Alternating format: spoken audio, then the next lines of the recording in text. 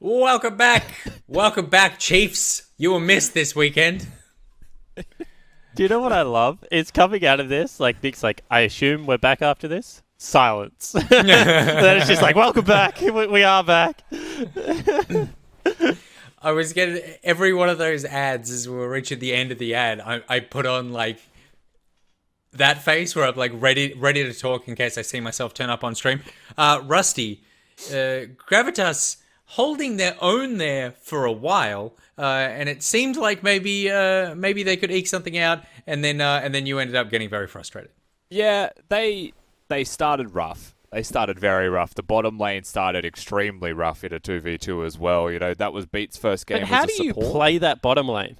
Is that the bottom lane's fault? If I drafted that bottom lane for my team, I would feel awful. I would apologize afterwards. I mean, that is a part of the problem, right? Like, I'm not saying it was just mechanically their fault. I think that they still could have done it mechanically better, but I wasn't the biggest fan of the Gravitas draft overall. I personally thought that the Nidalee was a little bit out of place there as well with the rest of it.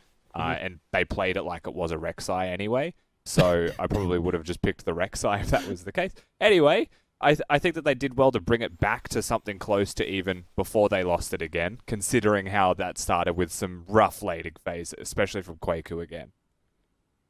Yeah, Kwaku. Yeah. I feel like Kwaku's still settling into that team. Once they give him a portrait in the official team lineup, then I feel like he's really going to pop off. Power he needs. Yeah, that's all he needs. All right, it's time to jump into the Nick bag. Roll those titles now.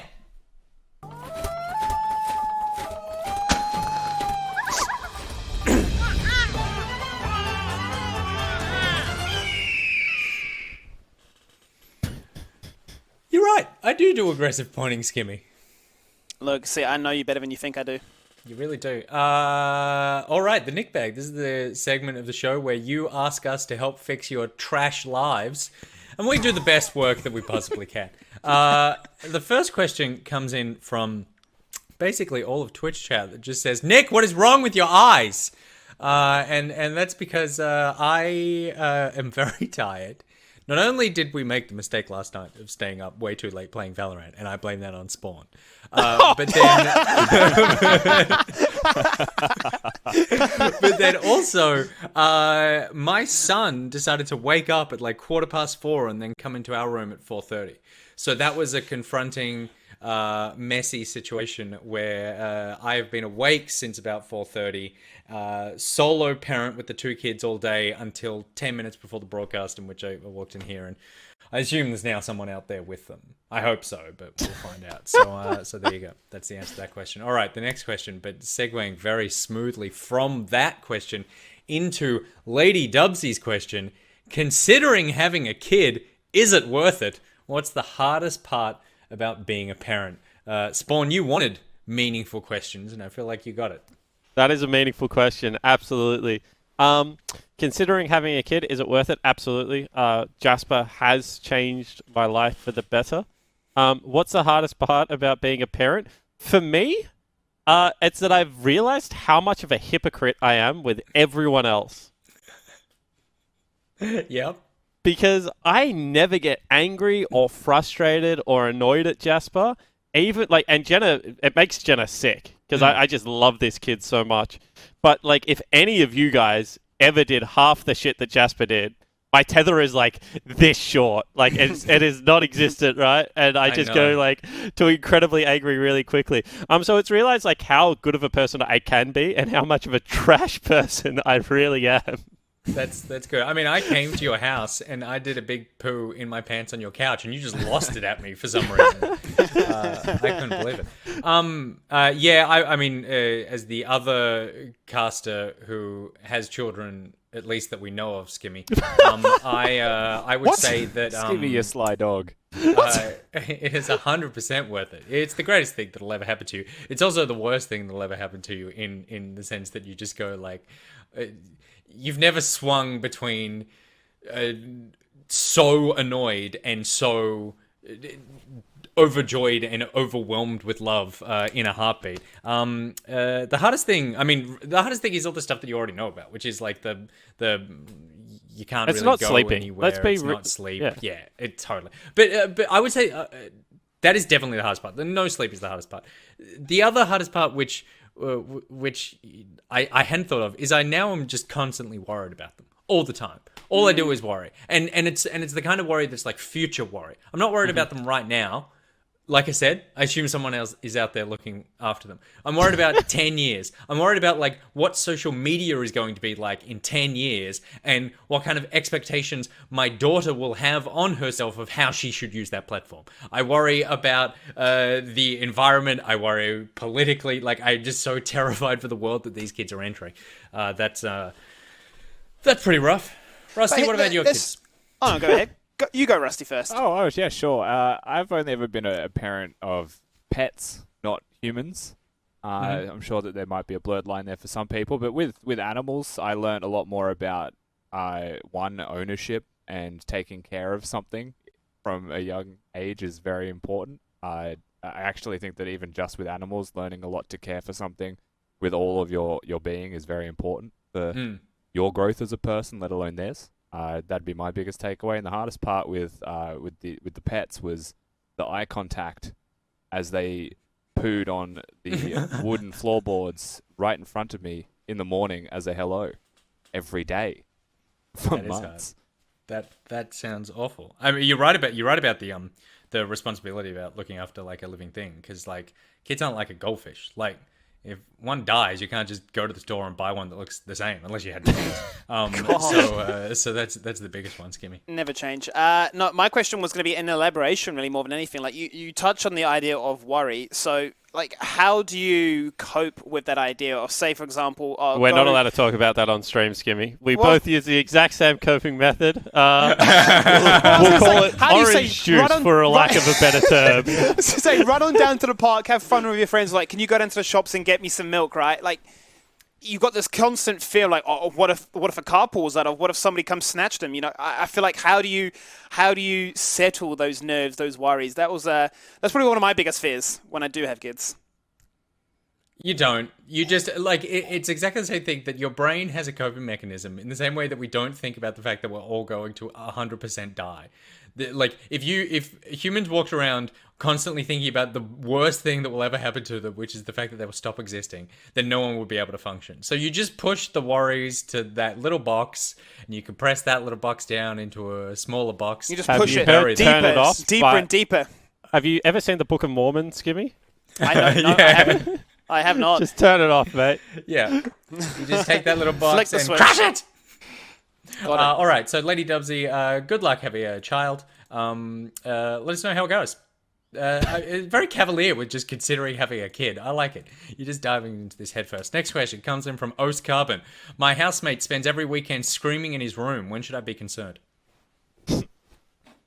You should have been concerned 3 weeks ago, mate, because it was end of split one, and I know that it's- you're going to it's struggle to pay the Carbon. rent. Yeah, what do you mean, Skimmy? So this is about me. This Yes. is about me. Yes, You should never be Skimmy. worried. These are always good screams. These are never bad screams. I was going to say, if this was about somebody else, I'd say it depends what kind of context they are. Are they seducing screams? Are they rowdy screams? What kind of screams are they? But given they're of me, it's probably me just getting super excited and everyone going, shut up. Are they seducing screams? Well, I don't know. You could have those people. I don't want to do it because I'll just get clipped and taken out of context. But you know that the what you kind of said? scream. Yes, that is exactly what he said, and my freaking ears. I'm an innocent here. Look, there could be those kind of screams, and you could be You- like, "What? You what are is exactly what- the person what I is worry going on in about that my room? daughter meeting. What do you mean? I'm just here. I'm just an energetic guy. That's why I got hired for this role. I just bring the excitement, and then like you guys bring me down to planet Earth. Next Just by the way, question. I just want to jump in. T-Twill 1922 says, "This is crap, moving on." I'm sorry, T-Twill, you're just going to have to live with it a bit more. I did like, someone replied to Carbon's tweet and said, when spends a whole weekend screaming, when should I be scared? They replied, when the screaming stops, which got dark. Yeah, That is that's pretty true. dark. Okay, that's far worse than me. Because that means the seduction is over, Skimmy. Next question. Move on. Move on. Not safe for work. Oh, God. All right. Zawazy wrote in and said, what have you been all up to during off-season and quarantine? Have you learned any new skills? Rusty, you picked up Yeah. any new talents? I mean, absolutely. I'm currently studying fitness, so I've learned how to do a full fitness appraisal and body compositions for people, including posture assessments. I thought that was very useful. I've already used it on people in my family to try and help them. Everyone collectively sits up straighter in Yeah, Twitch no, chat. I felt it. I felt judged. Skimmy, I'm scared to ask, but you? Just gaming. Nothing's changed for me. Just playing, getting better at my job. Because obviously League of Legends is a new game for me, so I'm just going to make sure that I actually sound good, so that I make Spawn and Rusty sound even better. Because if I sound bad, then they're hard carrying and their back breaks, so all that posture work that Rusty put in just gets undone. And for those that are wondering how you get better at becoming a League of Legends caster, and this isn't my opinion, this is just from observing what Skimmy's been doing. You need to play a hell of a lot of World of Warcraft, Teamfight Tactics, and Valorant. Yeah, apparently it has nothing to do with touching League of Legends at all, because I never see him in that game. But the other three titles seem to be key somehow to becoming a better League of Legends play-by-play. I feel like the less I've played ranked, the better I've become. I don't know what it is. I feel like every time I play ARAM and Earth, I have so much more enjoyment, and I just watch streams and I get more out of that. But as soon as I play ranked, the anxiety goes through the roof, and I just get angry. And when you're angry, you're not learning, let's be honest. That's true. My old coach, Choo Choos, who's now at the Golden Guardian, said that when you enjoy what you're doing, apparently your Mylon sheath retains knowledge, like transmits information quicker, and it helps with the retention of knowledge. He used to tell my team to play things that they like. Yeah. And so Skimmy just hates solo queue. That's what we're taking. That's it. That is Everyone it. hates solo queue, I think. I don't know. I don't know if it's a duo is a fix. I don't know. I feel like I've fixed it by turning off emotes, turning off all chat, turning off allied chat, and it's a peaceful game. That's definitely been my fix. MPL's helped me. It's been a better therapy than Nickbag. Duo fixes a quarter of the problem, Skimmy. It does. Yeah, correct. Spawn very quickly. No, I was perfect before the COVID-19 hit, and I'm perfect after. Nothing to improve on here. And I've just done a crap load of cooking, so that's what I've gotten into. So I recommend picking that up. All right, something else you should pick up is your phone to record yourself an intro to our intro, so you can be a part of the OPL. NeoSurf are running a competition where you get to be a part of our opening titles. Take a video of yourself joining the call. Follow OPL and NeoSurf Esports on Twitter, and then share it using the hashtag NeoSurfWin. You got 3 weeks to do this. Week 3 of the OPL is when entries will close. We'll be judging them personally. Get creative, and if you want Skimmer to vote for you, just scream. Full terms and conditions are on watch.lollysports.com, while the first prize is a 500 NeoSurf voucher to spend in the League of Legends store. We'll also be awarding 5 runners-up with $100 each, all for use in League store. So a big thanks to our partner NeoSurf, the only solution that lets you pay in cash online to thousands of websites, including League of Legends. Speaking of League of Legends, we have another game to get to. Game 2, Avant versus Direwolves. Direwolves, obviously, rounding out the end of last split, second place. Rusty, Yeah. what are they looking to do this split? They got a new coach. They did get a new coach. They'd be looking to bounce back from yesterday, first and foremost. They did get spanked by Legacy, so a lot to prove for them. And, of course, AV on the other side of the coin here did get a very convincing victory, I think it's safe to say, over the likes of Mammoth. So, honestly, will be an interesting game. Spawn, they got spanked by Legacy, but that was to be expected because that's what happened a few weeks ago. Can they take down AV? Yeah, absolutely. They can take down AV. I still think Direwolves, whilst not being on the same tier as Legacy right now, are building towards it, and they should be a cut above the Avant Gaming lineup. All right, well, let's see how they go as we enter into Game 2 of Day 2 of Week 1 of Split 2. It's Avant versus Direwolves, and it is the Macca's Champ Select. So many numbers. 2.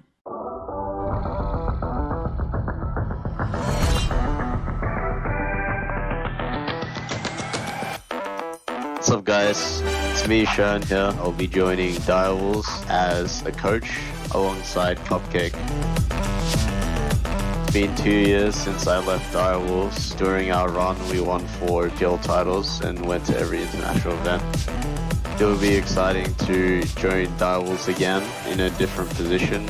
Last split, the fact that we made it to finals off pure individual skill, I think that means we have the most potential out of every team. I think you guys will be surprised to see how we are from the start of the split to how we are at the end of the split. I'm looking forward to it.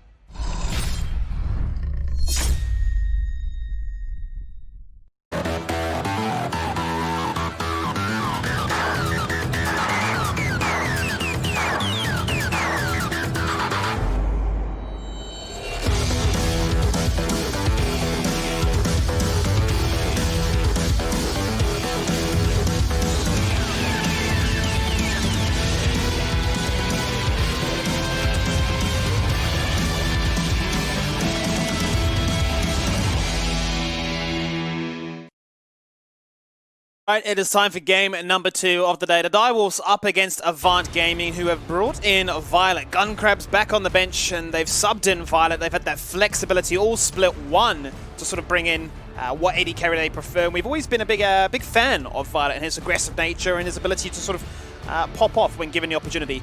Yeah, SpawnQ Ultraviolet, certainly one of the up-and-coming AD carries, I think, of the OPL Skimmy.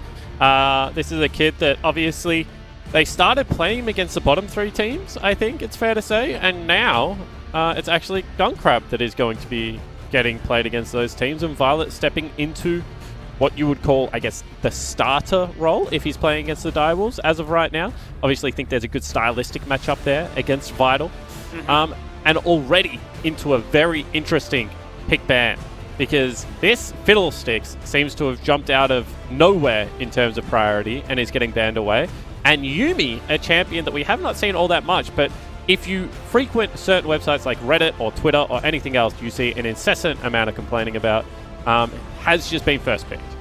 Yeah, I mean, you can see why those first 3 picks locked in for the Wolves just basically say that Yuumi works wonders. Trundle, insane. Ezreal, even better. You're looking at that bot lane matchup to be already frustrating. Well, Avant Gaming are going to bring it right back to what was a frustration sore point for them yesterday. They rock and roll with the Caitlyn. They got it online. They destroyed and they delivered and showcased that, yes, whilst the global meta as a front might be all about Aphelios and Misfortune and bringing it back to where it once upon a time was, Ose likes to do it a little bit different. Yeah, and the Caitlyn is very different, right? Because she is a setup and siege champion that we have not seen in the game for a very long time. Very easy to pick out if you're able to get on top of her. Obviously, you shouldn't be able to do that because she has the longest range of 80 carries in the game without any augmentations. But I think it's going to be super interesting. I was also talking to Frosk from EU LCS last night, or LEC or whatever it's called. Yep. She was saying that the double Zeal item, pretty standard. Zeal's cost efficiency gone through the roof now. It's got 25% crit. Because of Caitlyn's setup, she doesn't really value the kind of use of the static shiv or the rapid fire cannon. It's not as powerful as just the extra crit in general. So the Zeal item itself really cost efficient on Caitlyn right now, and should see a lot more of it. They also went Caitlyn and Senna yesterday, so they had a ton of harassment. It was very frustrating to deal with into what was an Ezreal Nautilus kill lane from their opponents. They dealt with that pretty handily, and now given that they've subbed out the Senna for a Karma, if anything was to be taken away from game number 1, you're talking about push, priority, harassment, and ability to try and annoy your opponent. The flip side of that is by the Direwolves having their Ezreal and the Yuumi, they will have displacement, they will have sustain, and the ability to hold their own. Yeah, they should have the ability to hold their own and catch wave safely, but I don't think they have any ability to contest the push, right? Which means that Lisa should have access to at least bottom side jungle. Not the best one-on-one champion versus a Trundle, but Lee obviously really good mobility, really good dive potential, so does certainly have some areas to be able to play around Skimmy. I like this draft so far from Avant Gaming. Not that I don't like the Direwolves comp, I think it's really good as well. I just think that at least Avant Gaming sticking to their strengths from what we've seen so far in the OPL. Lisa going to get the Lee Sin. That was his most played in Split 1. Always some fantastic performances when given the chance. And the Ornn, most notably, going to be locked in here. You'd imagine that's going to go for Pat Bryce. That had an amazing debut yesterday on the Mordecai as well for Avant. Definitely slotting into the team as if he'd been playing there for a much longer time. Now, Talia now coming in. That might throw a spanner into the works. We've seen Lisa be a big fan of this in times of past, but we have seen Chaz play it once before. And after his performance on Echo yesterday, you'd want to see him pop off again today. Yeah, completely agree. And I think that it is a really Chaz champion. It means that him and Lisa are going to be able to play in each other's back pocket, Skimmy. This is really interesting from Avant Gaming because the best answer to Ornn is actually Trundle Aphelios, like as a duo. Yeah. And the fact that they didn't ban either of them is really interesting. And then what Direwolves did, and I talk about this a lot, when you're on blue side and they're playing a flex, one of the easiest ways to shut down the flex is have stronger jungle, which I think, arguably Direwolves do have, and then just take 2 counter picks to the flex. So Cassiopeia would beat Ornn mid, and Sylas definitely beats Ornn top, like we saw that last game, right? So now you guaranteed have at least one super hard winning lane and a winning jungle matchup on blue side of Summoner's Rift. So I like the way Direwolves have drafted this one. I think it's quite a cute, smart draft. On the flip side, I've already said it once. I think Avant Gaming's draft does have strengths to be able to play towards. From what we've seen so far, red side does seem to be the better drafting side in the OPL. We'll see whether that's enough to get Avant Gaming over the line. We had to look forward to really sort of seeing what that means in terms of the bot lane priority, how they can look to try and utilize it and get Lisa involved with the mid lane priority. That can also be found there for Chaz receiving a fair bit of interaction, as you had mentioned there beforehand. But Shock getting the Cassiopeia, we've talked about it in the past, 2,000 games in solo queue on this champion. The guy knows how to play. His second most played in split #1. He's definitely going to not be any slouch when it comes to matching Chaz there. Yeah, it certainly shouldn't be, but I think that Taliyah does have a really good matchup into the Cassiopeia. One of the best things about Taliyah is you can go Blue Book straight into Banshees, and it makes it pretty durable. So we'll see exactly how this mid lane matchup works out. Where we go. Game number 2 to open up this account for the second game of the day. Direwolves looking for their victory after opening up their account in a grand final rematch into Legacy. And now be looking to stop the momentum that Avant were able to accrue yesterday as well. So it's going to be a big game to kick off day number 2. And we get to see if these matchups and if this draft is clever enough to close each other out. And I think this is going to give us a really great indication of where the teams are at. Because we've already seen Direwolves play against Legacy. Obviously fell short, but had some moments in that game. Rusty was saying if he thought if they had a little bit better engage in that game, that wasn't so reliant on a Corkage package getting the action started, that there was a fighting chance there. I think that Avant Gaming are kind of surprised how easily they closed out the composition that Mammoth brought to the table. So this should give us, a good understanding of how close the middle of the pack is. Because I think in Split 1, there was kind of Legacy Chiefs, then Direwolves, then Order Avant, and then kind of the other 3, right? So there was kind of 4 tiers within the OPL. Let's see whether those middle tiers have closed at all.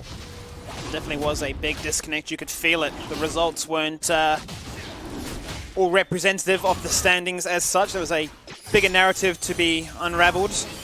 We can already see in this bot duo that both AD carries have gone for the teleport.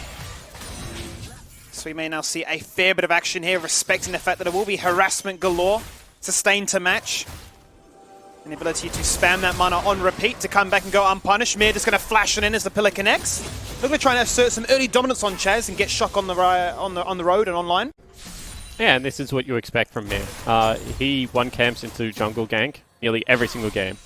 So the fact that that wasn't spotted out and that no wards would drop level 1 by Avant Gaming is really, really crazy to me, Skimmy, because this is the guy's heavy tendency. Maybe hints at the fact that they haven't been scouting Mir all that much. Which is an oversight, because he's definitely one of the star players of this Direwolves lineup. I nearly said dinosaur lineup. That would have been embarrassing, eh? Would have been. This Direwolves lineup. But in saying that, it does slow down his jungle clear. Trundle should have a quicker clear than Lee Sin, but does not, just based off that little bit of a detour into the mid lane. What do we see with the action all around mid lane here? Shock definitely getting aggressive, turning up the amp and saying as a result of Mir showing face, then I'm not going to let this lane go to chance. You might have a desirable matchup, but I'm definitely going to keep you locked underneath your tower. The trade goes unpunished. Chaz already down to half. As you can see, the lane states elsewhere all favor Avant. And the thing is that Direwolves need this lane to win, but I don't think it should. And we'll see what Paprise is able to do against Chippies here. Miru now up in the top lane. Yeah, pushed up very aggressive, and his ward was so defensive in his own tri-bush, so he's not going to spot that one out, and he's going to fall on down now, trying to donate it across the Chippies, but it cannot be achieved. He gets the heal, and Mir picks that one up. Direwolves with first blood. Yeah, really nicely done by Mir. He's kind of been everywhere so far. He's still fine in the farm, but he's burnt, what, a flash, as well as now teleport back into top lane, and has been able to pick up kills. Ooh! Well, Lisa finally shows up. The double buff expires, but that's not going to stop him getting aggressive right now. Waiting for that Sonic Wave to come back online one more time. The Ignite tick will do it. Chaz gets himself in the mix of things and also manages to disengage. He was lethal. He only had 70 health remaining, but Mir, without a flash from that earlier gank attempt is unable to kill connect. And this bottom lane, again, is looking oppressive, Skimmy. Already nearly a turret plating going down, sub 5 minutes. Vital probably going to have to burn a teleport soon to get back into this lane. Does not look healthy enough to be able to trade, which is the only way I can think of being able to win the shove back, right? It looks like right now that it's going to get pretty ugly. Do they just let this plate die? Oh, oh, no, they don't. They hold on for dear life. It's literally a couple of minion attacks away from falling on down. I think it just did. Did it fall down or not? I can't tell. It's too close. But what you would want to do, historically, is allow that plate to die to creeps. And why you allow it to die to creeps is because if there's no one in proximity, no one gets a gold for the turret plate. It's not like Herald where it goes to the jungler, right? Yeah.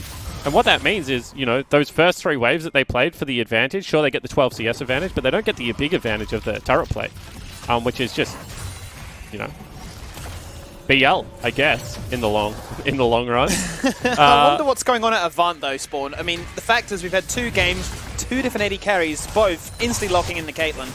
Well, the thing is, and I've always said this about 6-man lineups, is you kind of want the small tweaks amongst them, not the big tweaks. And the reason you want that, Skimmy, is because it's very hard to learn to play off player tendencies, right? So if we're subbing as junglers and I play only, you know, Nunu and stuff like that, and you play like Elise, oh, hold the thought, as Lisa's in big trouble, he might die. Yeah, we talk about our jungle comparison. Well, let's talk about these two. Lisa in so much trouble. He goes hunting, gets spotted out by Control Ward. Vision is denied and no ability Appy's to dash probably on dead out. as well. Yep, Appy's going to be in a lot of trouble right now. Yuumi finds value jumping from target to target, but on top of a Trundle. Makes it nice and easy. The Tether connects and the disengage of the Blast Cone out. Appy denies a double kill. Yeah, okay. So really nicely done there to get the Yuumi out of the lane. Okay, I'll talk about what happened bottom side, because I really disagree with it. So, obviously Violet wants to go back for a BF sword shop, right, Skimmy?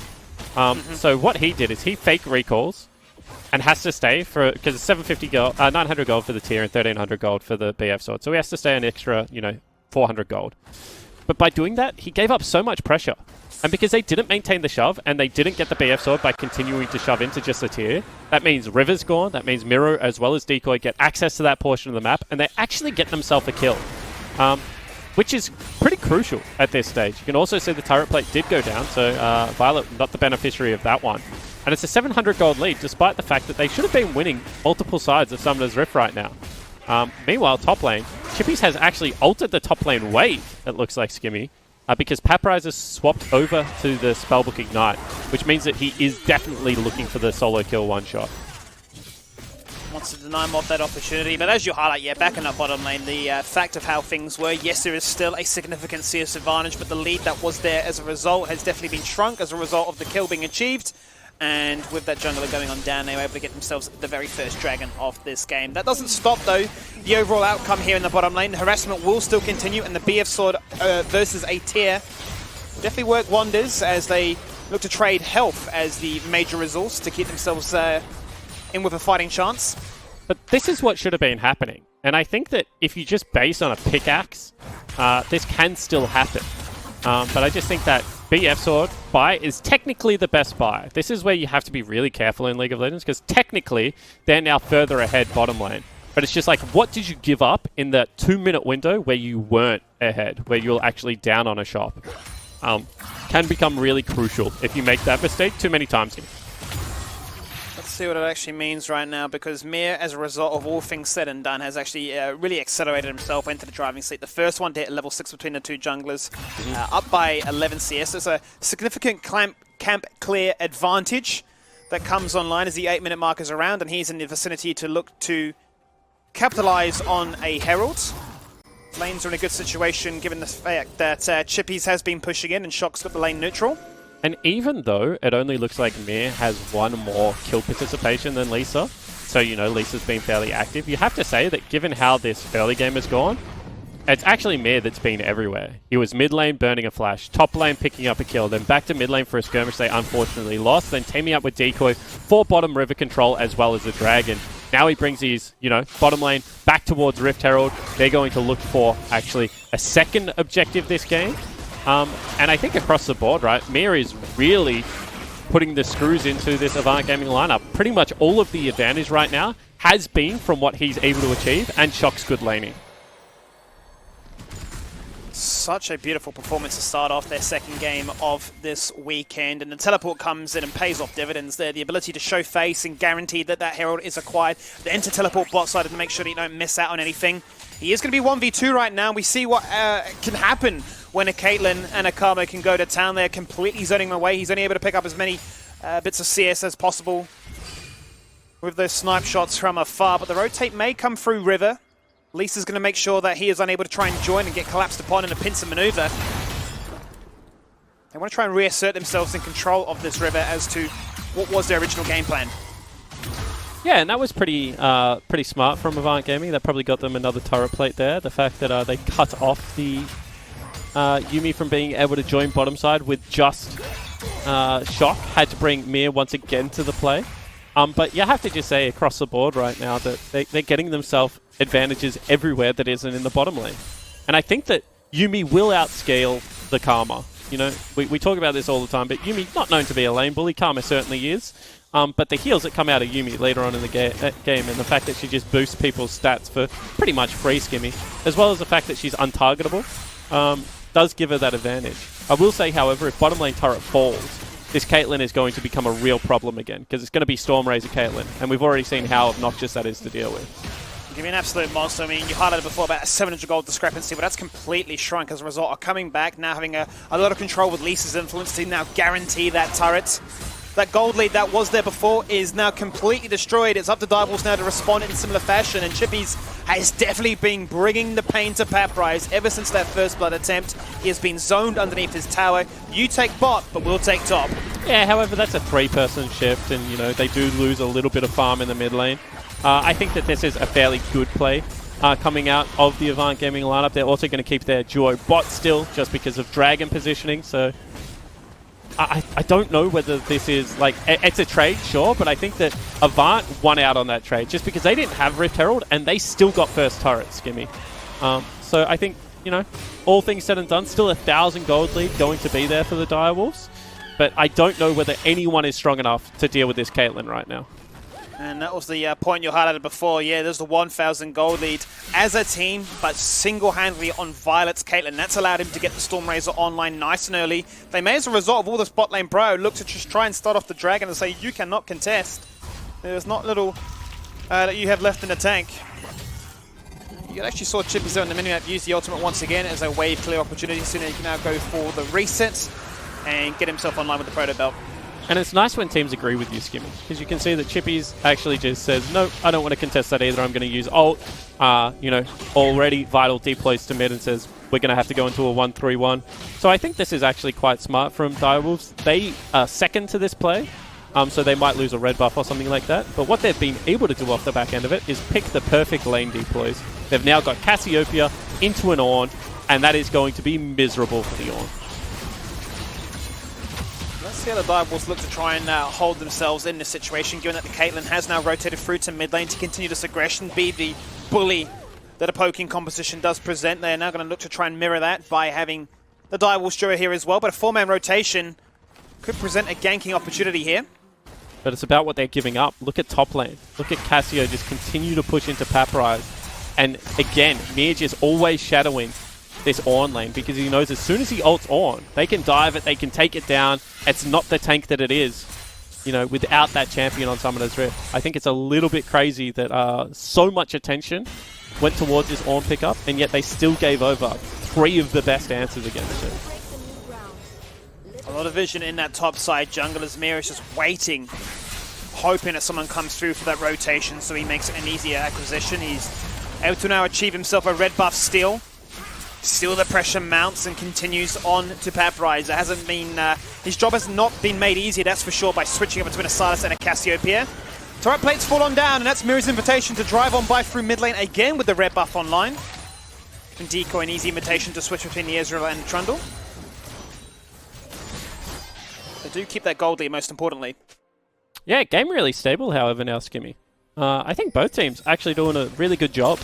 I think that the mid pressure is about to start from Direwolves because Vital should go back and get himself quite an important shot there in the Manamune. And should be stacking that up now quite quickly. However, I'm surprised that Paprise did such a great job on top side of Summoner's Rift to collect all of the farm he did. It looked like this game was going to be very difficult for the Armored Papton in the top lane. On the flip side of Summoner's Rift, you can see that Chaz has also closed some of that CS lead. I think he was about 20 down. Now it only looks to be about 10. So I think both of these teams like just doing what they need to do. And as everything in O's, I'd love to talk about beautiful 1-3-1 right now. But unfortunately, I just don't think it's going to be relevant. I think someone's either going to get caught on this mid lane wave or we're going to get a big biff over Dragon or second Rift Herald, Skimmy. Yeah, you can see Direwolves really trying to set themselves up for an ability to lock down Vital, who holds the line shares of this goal. That's once again going to be Mir coming up through here. That's going to be Chaz locking in place the lane. Yeah, the wall goes down. There is no way you pass through that. I think that was Chippy's wall. That wasn't Chaz's wall. They were trying to catch out Violet and Appy there, and it did not work. You're right, it was Chippy's ult on cooldown, and well, he tells you what his kit actually does when it's not stolen away. He instantly snipes away Vital. The protection underneath the mid-tier 1 is non-existent. But how did he die there? He has Flash, he had E, they had Heal and Exhaust, they had everything available, and they just didn't use it. As I said, Skimmy, sometimes it's just the game of force the team to make mistakes, and that is a big mistake made from Vital. Well, Avant won't mess around with that. Given the opportunity, they are looking to get themselves back into the mix of things and claim what they can. They will get themselves the second Herald of the game as Vital respawns and TP's bottom side to assist in what was a opportunity to perhaps assist Chippies. They're collapsing mid again. But once again, yet they keep showing face. They keep showing up. True Shot Barrage opens up the account. The TP coming in here from Chippies. They want to force that 5v5. They feel like they got the items online. Fiends is there for Yuumi. But the evolutions on both the Archangels and the Manamune will still be taking a while to unlock, and that's all she wrote. However, again, big ultimates being expended there and big use of the teleport for Chippies. Chippies is winning this side lane, however, teleported very aggressively to start something happening. Not able to find it, Skimmy. Now 30 seconds on this Mountain Drake. Once again, we're going to see a Mountain Soul. And if you're able to pick that up when you have an Ornn on your team, that is just going to be really, really tough to deal with. So with that key ultimate down, I would expect this to be a fairly hard Drake to contest for the Direwolves. Ultimate advantage definitely in the ball and definitely in the court here for Avant. Summoner advantage. Well, the flashes are all in the right places so far. Everybody has them available, apart from Appy. It's the ability to try and catch somebody out of place. They'll be sniffing for trouble right now as they look to assert themselves in mid lane for Prio. Get themselves first there for the vision control and set themselves up for a flanking opportunity as Caitlyn continues to scale on up with a crit cloak as well. Traps galore. It's very hard for you to try and navigate the map. You can see battle for mid lane priority certainly there. And what that gives you is first access. Over the wall goes Chippies. His ultimate is down, only moments away from getting that subjugate back online for Mir, who has Yuumi assisting in his ability to try and engage. You can see Avant really utilising the fact that they know they are ahead in this game. Both Chaz and Violet, they've got themselves online there, the members that require the resources to put in those work. Put on a strong carry performance as they now start up the Dragon. And now I just don't think you can get back in. And this Dragon going to be really crucial for the continued success of Avant. And they might still just look for the fight. They might just eat their cake and more. Mir in a lot of trouble, receives the exhaust, flashes on out. The ace in the hole gets soaked on up. He will not fall on down. Very lucky there for Avant not to be able to pick up any more kills. That would have really been an ace in the hole if I've ever seen one. But Avant looking really great right now, Skimmy. You can see this Caitlyn comp working wonders, paired especially with this Talia. Chaz again having a terrific performance for the Avant Gaming lineup. They take themselves that Dragon off really great understanding of their comp's positioning. As soon as they get into the objective, it's very hard to run through Ornn Talia. And then I think the Direwolves, they kind of overreach. What they should have been looking for there is really great topside vision. You know, take away the Raptor Camp, the red buff, the Krugs, get the top wave pushing back out, get it in your favor. But instead what they went for is a mid lane siege, and it's just not far enough away. You have Talia wall, You have Ornhorn. So many ways to be able to make up that gap. And because of that, Mia had to play a little bit more aggressively than I'm sure he would have liked, and Decoy fell down. Overcompensating there to try and make something happen, and they fall victim to their own demise. Start to see now that the evolution has come online for both the Cassiopeia and Ezreal with the Miramana as well as the Seraph's Embrace. A nice little power spike for them to utilize if they were to try and find a skirmish to assert themselves control back in this game. But it's not going to be easy given the fact that Violet has now got the rapid fire cannon online. The poke will continue, albeit from a far bigger range now. Yeah, and let's talk about why Rapid Fire Cannon is probably better this game. And I think it's to do with this Cassio, right? You probably don't want to enter Cassio's threat range as a Caitlyn. You want to be able to stay at max distance. So I think what he would be aiming to do is stack up a headshot, you know, be able to walk into Cassio, just outside of Cassiopeia range, put out a lot of damage. And they maybe want to see if they can get Decoy swapping targets. Oh, Vital's in trouble, he's dead. So much pain. Yep, falls on down, just absolutely soloed on out. People don't talk about Stormrazor because it's a crappy late game item. But at this stage of the game, Stormrazor is so hard to deal with. It gives you a huge slow skimming. And you can see exactly what happens there. As soon as he gets tagged by the slow, he's just like, well, I can't do anything. Like, I have to flash, he just flashes after me. This game is becoming really difficult for the Direwolves to handle. I definitely feel like Avant have had their wheat picks this morning. They are showcasing that they not only have the reliability here in Chaz to once again have another stellar performance now at 3-0, but they aren't afraid to bust at this Caitlyn, and they are getting some fantastic results with it. Yeah, it's once again, you know, 60 CS up. It's got another BF sword, so it's not going to be the double Zeal this time. It's going to be IE next, most likely. And there was actually a build that was going around for a really long time that was Stormrazor into IE into Bloodthirster for Caitlyn, and you wouldn't rely on attack speed in teamfight. You would just rely on hitting turrets, and then you just ult people on cooldown, and one auto attack plus an ult was like enough to take them off Summoner's Rift. This obviously isn't the same. You've still got a Zeal item in this. It's a little bit better in teamfights, but if an Ardent Sensor or something like that comes out of this Karma as the next item, I would say Violet's in a situation where he will carry this game. I don't know if there's much that you can do to take him down at the moment. I'd be terrified if they came online, quite honestly. You know, you have that amount of insane damage per auto attack. It's a couple of the ability just to spam it out, literally like a rapid fire cannon. You are in a whole host of trouble. The gold lead so far for Avant stands at 1,500. They've set themselves up for success here with some early game plays that allowed them to really dictate the terms in which their team fights.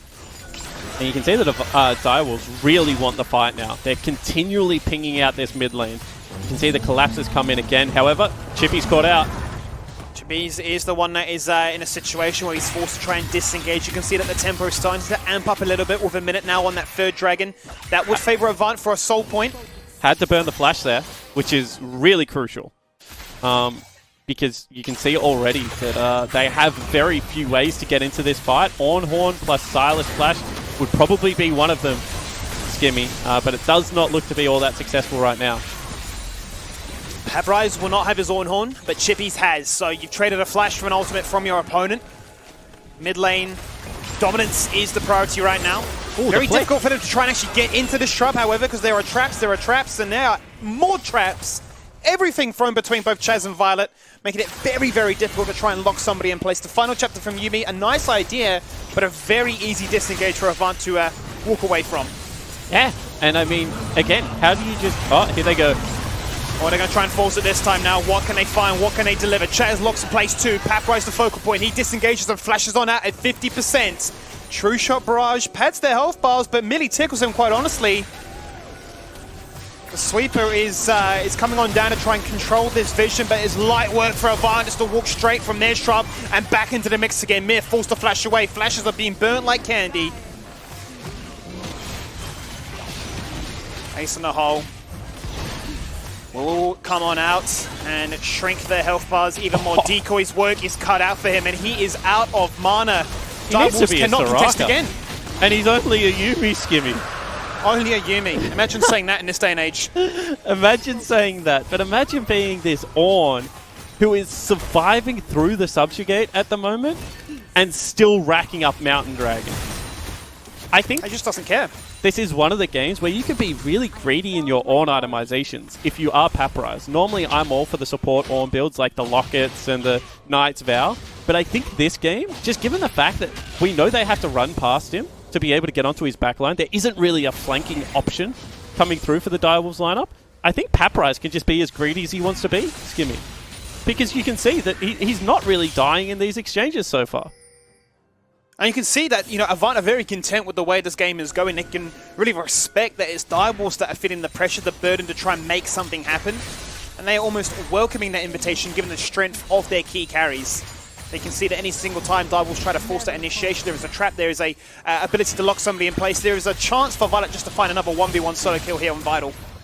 Oh, look at that damage. That's 2 autos down to half straight away. And you can see that Yuumi wants to play on Mir to allow Mir to get in. But the issue with that is, hold the phone. No, very nice footwork. The issue with that is that Vital is in lethal range off a couple of autos and an ultimate. So if he's by himself on mid lane wave, even with flash, he's at risk of dying. So very disgusting right now. The mid lane ARAM continues as both teams hunt for control of this game. Avant to close things out. Direwolves to get themselves back in with a fighting chance. I say that, the gold lead still, however, is basically neck and neck. Yeah, it's just where it is. Violet this time, however, still safe. They've tried again. Multiple attempts to catch this man out, but he just does not fall victim to any of the Direwolves shenanigans. Up now by 65 CS. But did you see how Papyrus played that, Skimmy? Really interesting. Because what he actually did is they're trying to catch Violet off the pillar. So instead, he queues into the Direwolves lineup that's running forward for the slow and the mini knockup from Ornn, and then he breaks the Trundle pillar. Hold the thought. Everything being sacrificed across the map right now. They want to find a kill. They have to get it. Papyrus, before he falls to the grave, gets a beautiful 4-man knockup. Will that be enough to turn things around? Yes, it appears to be. The carries of Avant find 2. Shot kicked into the backline. And Lisa, this is why it's his most played champion. He is absolutely disgusting. Everything came to a boil in mid lane. 2 auto attacks, ace in the hole, sweet dreams. What a play out of Avant Gaming. Papyrus with the 4-man knockup. And the only reason it wasn't a 5, Skimmy, is because they have a Yuumi on the team. Pretty much CC'd as well. Going to look for the Baron off the back end. This team looks the goods in week 1 of the OPL. They have come into this split too with a completely different identity. We talked about them being aggressive. Can they we talked do about this, them being so scary. Double teleport, Skimmy. They cannot do it. They have to get off this. They do indeed. Appy is so low. It's essentially a 2-man Baron attempt. Chippies is on the flank right now. He has the flashback coming available. He's TP'd in. He's got the ability to try and jump in. Papyrus zoning. They, despite everything, are able to pick up the Baron.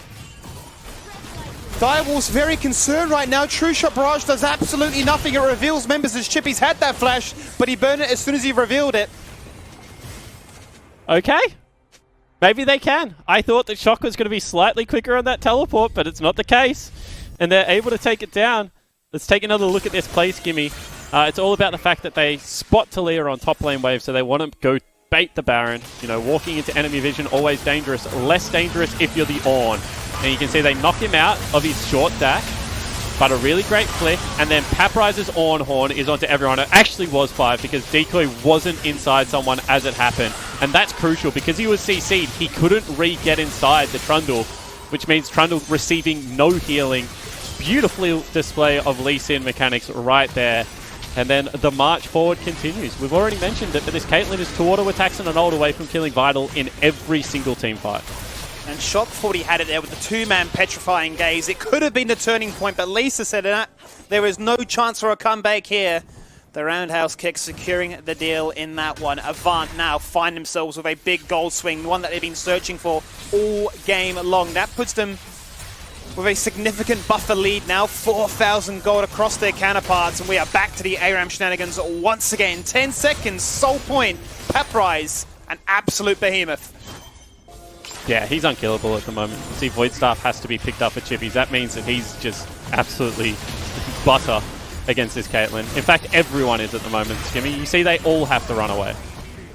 They don't know who to focus. They don't know how to get themselves into the situation. If it wasn't worse enough, or if it wasn't bad enough as it were beforehand, well, how about an upgrade onto an Infinity Edge? Violet will now be looking not to two-shot, but to one-shot you.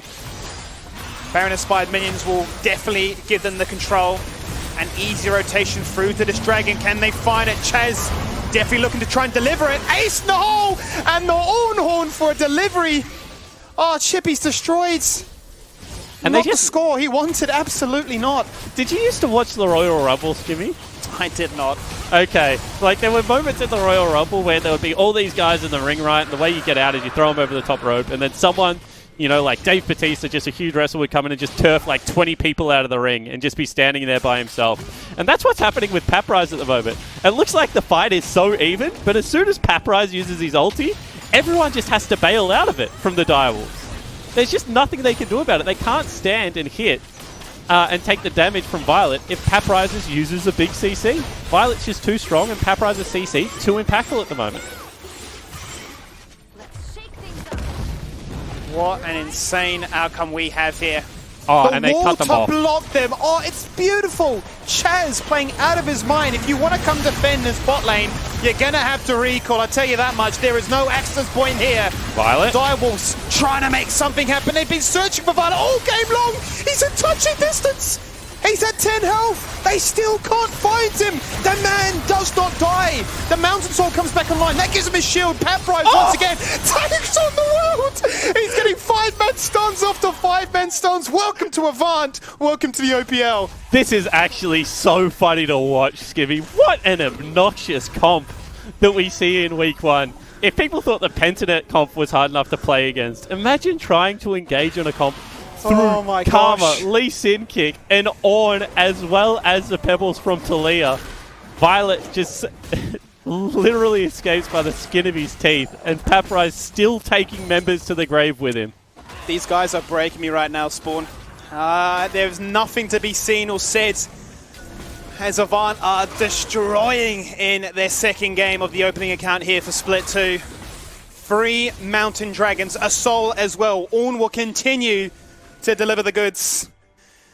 And 1:30 until this next Baron is up. 4 minutes on the Elder. You can understand that Direwolves are trying to stall for that 1-win condition, but they have been sacrificing so much by trying to assert themselves mid lane control. But Do they have Skimmy, enough left in the tank? I guess the game still isn't over, right? Despite the fact that it is 4 dragons to 1, they still haven't broken the base. Baron now gone. Sure, they keep onto the Mountain Soul, but there is still the opportunity for the Direwolves to turn this one around. It's going to be an uphill battle, that is for sure. Shrelius is the optimization here for Appy, as it is going to be Decoy that goes for the Ardent Sensor. The damage, it is disgusting. The Leandri's tick was nearly enough from a 5-0 Talia to one-shot shock. Forced to burn that flash. The continued siege begins. The trap's down, 4 in place. Nowhere to run and no vision to hide. You can see a little bit of a botched engage. If they had have got that kill onto Shock, that would have been mid lane turret busted open. But however, Shock closer to his base than what Chaz is. Chaz took too much damage, so they're going to re-deploy. This one is going to be for the Baron. 30 seconds left on that objective, Skimmy. Mid lane priority is there for the Direwolves. They're going to be there first. Chippies is going to look for a flank. Can they make this work? I would have loved to have seen Vital go for the Blade of Rune here as opposed to the Death Stance, given the state of how the Souls have worked and how insanely strong Paprise is right now. It's going to be an uphill battle, that is for sure. But do they have it? 8 seconds on the Baron, and we continue with the Osaran. On in. Chippies to start off this account. The 2-man disengages. Chippies is in trouble. Once again, the flash on out. Shock locks them in place, but he falls on down. No mobility, no chance to impact this fight. Violet a double. He's got the BF swords, and he is doing big damage. I tell you that much right now. He is deleting members left, right, and center. Chaz says, "Where are you going, Miru? You can't hide here. This is our base. Get out." They put him in the bouncy castle, Skivvy, and that is going to be the clean ace. Violet just marching through the members of the Direwolves. As soon as they kill Shock, no one is strong enough to kill him. And you can see that that is just going to be base broken in multiple areas. It still might not be the game. 20-second respawn timers should be enough for Direwolves to make one more fight of it. But I just don't know what they have left. Violet is CSing above 10 per minute. The guy has definitely welcomed himself back in here for Split 2. It definitely gives their coaching staff a bit of a headache when it comes to saying, who do we bring in? Is it Guncrab? Is it Violet? 7k gold discrepancy. The damage is done. The inhibitors have been picked up. One final shot, one final recall, and a Baron fight to seal the deal. And it looks like Direwolves are going to sack everything and just run to Baron, which is the only way they win the game. They need a winning team fight at this Baron into an Elder Drake, and then they need to continue to farm up. We'll see whether they can get it done, though. They start off the Baron. Desperation comes online. Cassiopeia with the blue buff. The Jason Hole takes him down to half. The Ornhole adds to the mix. Lisa looking for the assassination attempt, but finds Miru. No chance for a smite still here for Direwolves right now, and they may actually completely forego the Baron and just look for the 5-man ace. But Direwolves trying to make something, and Vital was just flashed into Narnia. He's gone literally into the opposition and said, I'm a melee bruiser. They've said, thank you very much for the donation. We'll take those kills. Forget the Baron. Let's end the game. 21 kills to 5. Who would ever have seen a scoreline like this? And what a game from Avant Gaming. Their 80 carry, their rookie 80 carry, 8-0 and 11. New top laner looking the goods, and they take down the grand finalist from Split 1. The dream start here for Avant, a new roster, a new identity, and the ability to bring it to the best. 35 minutes in, Avant on the opening weekend go 2-0. Flawless Skimmy on the opening weekend. And the thing is that they're doing it differently from anyone else in the OPL right now. I think that that's a really hard winning bottom lane that they picked themselves into. I think that if you leave Ezreal and Yuumi up, there is a good chance that teams are going to play it. It's just about whether you can punish it hard enough before it gets onto that mid-game tower spike. Well, let me tell you, if you take first turret at 11 minutes again, that's probably enough of a punish. He was up 1,000 gold. Push, poke, perma prio bot lanes are becoming a bit of a trend here right now. We are waiting to find the answer, the response, because every single time we seem to be seeing it now here, Spawn, it's a case of you get a lead early, you scale in late, and you destroy by the time big team fights happen. That does it for game number 2. We're going to cool off, go to a quick break, and when we return, it's game number 3 of the night.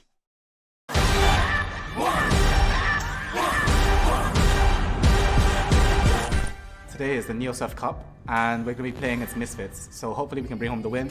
NeoSurf is simple, safe and secure. You can go to your local shop and get a voucher code and use it online, preferably to buy League of Legends skins. He's got it! This is dead! He's got it!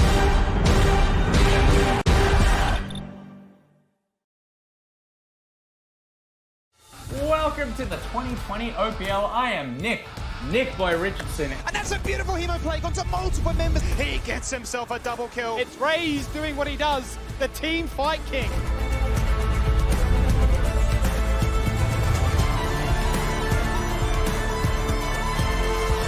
We love everybody. We love the OPL.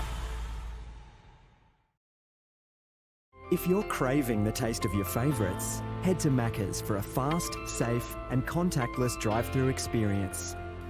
For your Macca's run, contact free, we'll be here.